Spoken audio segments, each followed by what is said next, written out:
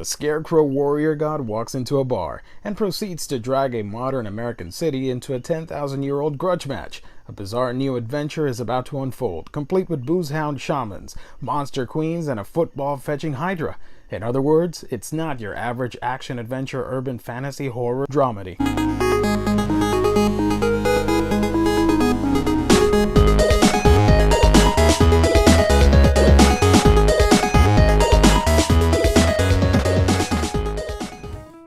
Hey everybody, welcome to another exciting episode, another edition of A Week in Geekdom here on YouTube. I am your host, Giovanni Menendez, and yes, we are bringing you another review for another spectacular story, comic book, graphic novel that I want to review for you guys. And actually, I had no idea this was coming out. I had no clue what this was. I think I saw Rumble. I think it was an Amazon review for it or something where it just piqued my interest, and I was like, hey, this book is like getting great reviews.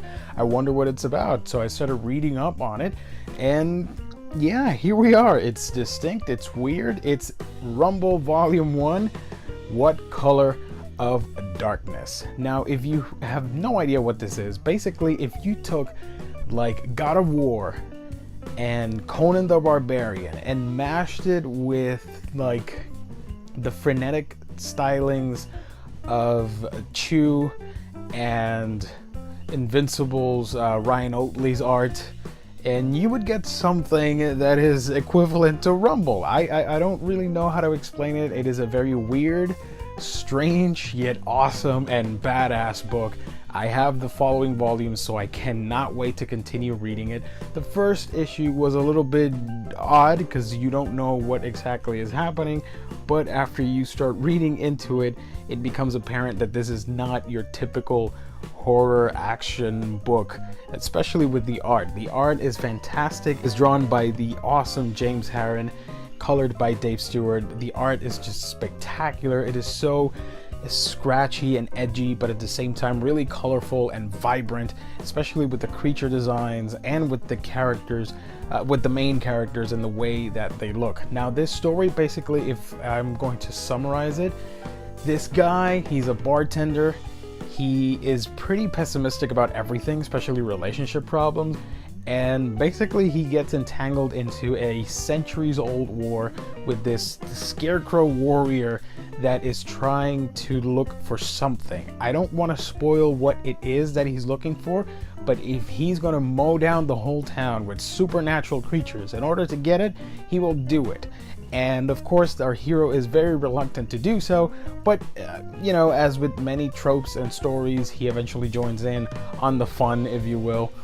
And it's just a very fun, witty, awesome, dark, and just crazy story.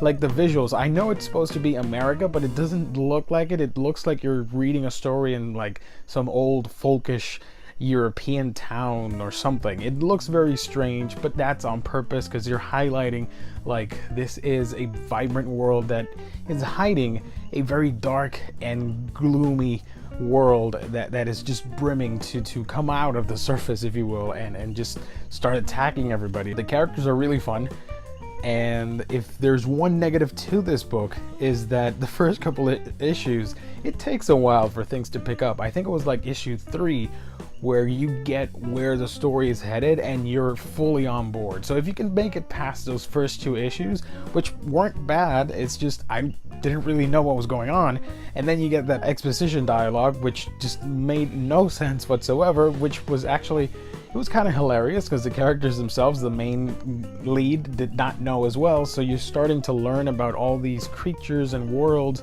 and just it can be a little bit overwhelming, but I think that's on purpose. I may be mistaken, but that's how I perceive it. So you get a better look.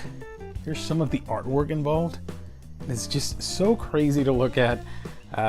Like I said, chapter 3 is where you really get some answers. And just to throw some names out there for you guys, we're talking, of course, that there are wicked races of Isu, the Roxasus, the Mormo, the Hydras, Atius, and of course, most frightful of all, was Rathrak. This is completely absurd, but of course it's on purpose, but it makes sense when you read it. It's action-packed, it's really, really cool, and just here's one of those scenes where they're getting some exposition, and it's an interesting book. I really recommend it if you like bizarre creatures with a hint of the occult, but not like super scary. It's more like action-packed. It's like Invincible book met Hellboy or something like that. It's that type of vibe where it's actually fun in a scary sort of way.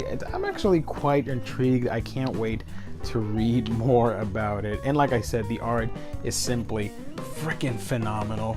Of course, John Arcudi, the main writer, you've read his stuff from BPRD and other books like that. The art is just fantastic. I really love the character designs, especially for our main guy right there, the Scarecrow, which just looks amazing. Basically, he is trying to recover, and this is like a small spoiler so I can get you on board. He's trying to recover something that he lost that is very important to him, and these bad guys are in his way, so he's going to do everything possible, and if he has to raise a little hell doing it, he'll do it. So yeah, if you're willing to give it a shot, I think this might be right up your alley. It is pretty damn phenomenal. By the way, one of my favorite scenes where they find this stray mutt is missing a leg, and our Scarecrow buddy here has some compassion for the dog, and just a really heartwarming scene, especially if you're a dog lover. The action in this book is very kinetic, it's very visceral, rapid fire, swinging swords around and all that stuff, and that's actually pretty cool. It makes you feel like you're inside of a video game or you're watching an anime or something like that, especially with scenes like this where they transition pretty quickly. Final verdict, interesting title. I really want you guys to check it out. I think it is worthwhile. The characters are very well written, they're funny, at the same time they're very interesting, and it presents something that not a whole lot of people are accustomed to seeing. Another great Image title that I really recommend. It's very strange, but in a cool and badass kind of way, of this story of redemption and a character trying to acquire something that he lost, that I think once he does get it, will surely have an impact on the whole story. So I can't wait to read volume 2 and 3, which are on my shelf as well. And if you have read Rumble, tell me what you thought of it down below. As always, guys, thank you for liking, subscribing, and doing all the awesome stuff that you guys do. Remember to hit the notification bell so you know when new videos are coming up here on A Week in Geekdom. And yeah, I will catch you next time. Of course, follow me on your favorite social media platform, from Facebook, Twitter, Instagram, Snapchat, and many more. Just type A Week in Geekdom and I'm there for you guys. Alright, I gotta go. I will catch you on our next video.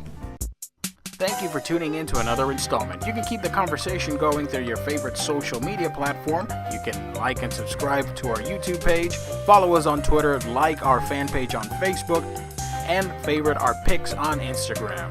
You can also write to us for feedback, suggestions, and such via aweekingeekdom@gmail.com. Until next time.